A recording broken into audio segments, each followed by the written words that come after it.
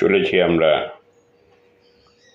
কুফরির থেকে সিমলার পথে।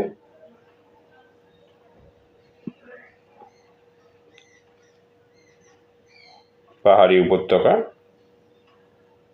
রাস্তার ধারে সুন্দর সুন্দর বাড়ি, সুন্দর স্থাপত্য, বাড়ির ছাদে কিছু কাজ হচ্ছে, কিছু দোকানপাট,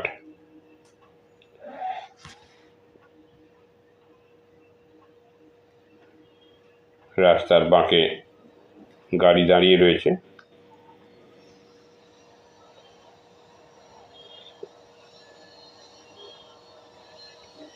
এটা একটা বাজার এলাকা। প্রায় 10টা বাজে, কিন্তু এখনো দোকানপাট সেরকম খোলেনি।